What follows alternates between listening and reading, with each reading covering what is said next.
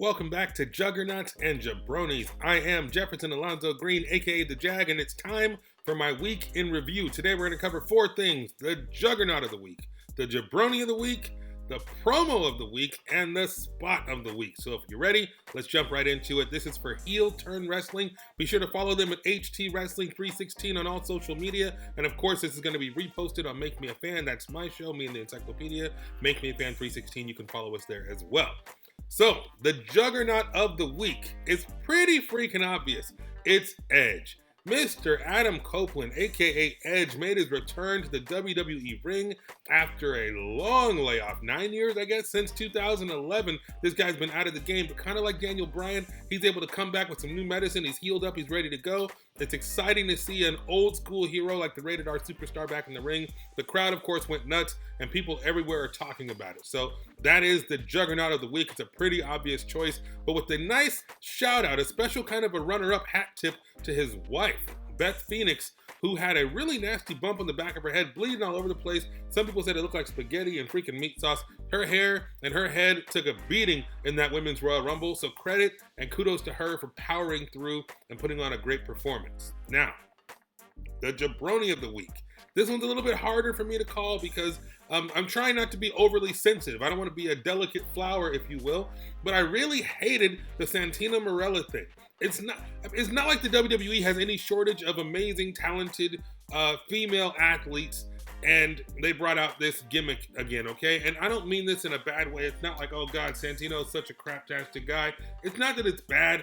It feels like bad taste to have a cross-dressing man show up in the Women's Royal Rumble. I mean, hey, we had Nia Jax in the Men's Royal Rumble. We had Beth Phoenix in the Men's Royal Rumble. There's so many different things that, I don't know, maybe I'm being a little sensitive. I'm trying not to be, but that really it kind of rubbed me the wrong way. So Santino, aka Santina Marella, being in the WWE Women's Royal Rumble seemed like a waste considering how much talent, an embarrassment of riches, as the Encyclopedia would say, on the NXT roster and the WWE Women's roster in general. So that makes the WWE Creative team my Jabroni of the week for bringing this craptastic thing back to our consciousness. Some people said it was kind of a compliment to go with the old Beth Phoenix angle. So be it. I don't think we needed it. I think it was kind of a waste, and that's why the WWE Creative team gets my Jabroni of the week. Special runner-up to the Creative team as well for the whole Brock Lesnar thing, because my understanding, I haven't seen it yet, but the first few eliminations with Brock just running through people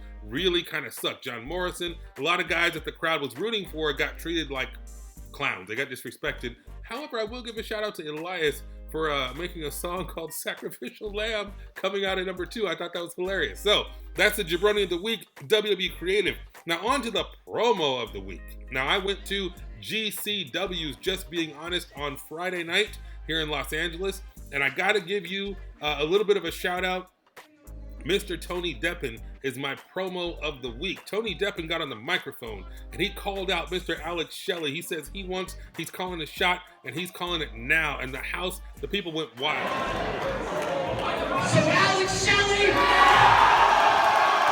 So there's some history there. I don't fully understand it. Of course, the Encyclopedia is committed to bringing me up to speed and the hashtag re-education of Jag, if you will. I'm wondering exactly how this is going to shake down because there's a lot of big time matches headed our way for GCW, and this is kind of exciting. So that one, it was the promo of the week. Him getting on the mic and talking that trash and calling his shot and the crowd going wild was exciting.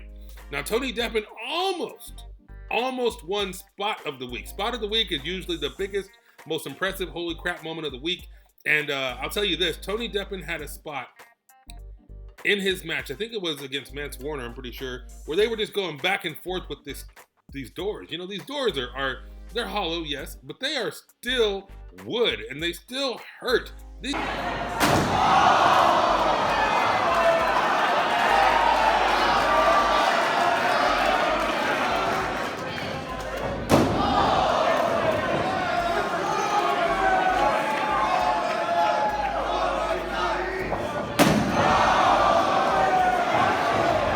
Guys beat the ever-loving trash out of each other with these doors, and it just kept going. I started to feel bad for them. I was like, ooh, concussion maybe? Because they were just beating the stuffing out of each other with these doors, and the crowd loved it. Of course, it's a GCW crowd. They love death matches. They love violence, of course. But I was tripping because I was really kind of worried about their health. But that was an amazing spot. The crowd went wild. However, that does not get the spot of the week. The action that does get the spot of the week, and of course I'm biased because I saw it in person, is Adrian freaking Quest. And pretty much everybody that was in the Scramble F, it's a curse word, the Scramble F at GCW. You had Slice Boogie, who was amazing, SoCal Rookie of the Year. You had Eli Everfly. You had Matt Vandegrift, two amazing talents here from Santino Brothers in Southern California. You had Adrian Quest. You had Gringo Loco. And of course, you had Starboy Charlie from up in the Bay Area. He's only 16 years old, and he kicked the crap out of this match. He looked fantastic. He did some amazing high spots, some great techniques, some great moves. That guy has a bright future, and he's definitely going places. However, the person that stood out to me was Adrian freaking Quest. He did this amazing kind of springboard corkscrew. I can't even describe it. I'm going to put it on the screen. Super awesome. He had a lot of amazing high spots in this match. So if you get a chance to watch this thing, please, for the love of God and all things holy, go back and watch GCW Just Being Honest whenever it becomes available. Watch it on Fight TV right now.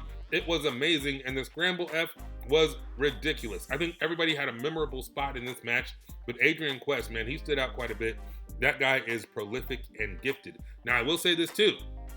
Mr. Gringo Loco, that guy is freaking amazing. He had a couple of spots in this match as well. For a big man, he had some lucha moves, cartwheels and stuff. He hit this springboard freaking moonsault.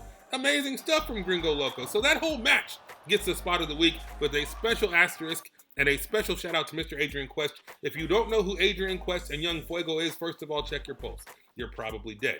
But I hope you're not dead. I hope you're alive. And that means you have time to fix this. You got to find you some Adrian Quest on high spots, on Fight TV, on freaking IWTV, because he's been around for almost 10 years now. This guy is prolific and gifted, and if he is not signed by the end of the year, I'll eat my freaking headband. So that's gonna do it for Juggernauts and Jabronis. I almost forgot the freaking name of the show. That's gonna do it for Juggernauts and Jabronis, the week in review. This was a fantastic week for wrestling fans. WWE came through with a high quality, entertaining pay-per-view, and of course, locally and on independent wrestling circuits, there was a lot of good stuff going on. And I think this is, you know, I talked about this on the Make Me a Fan channel.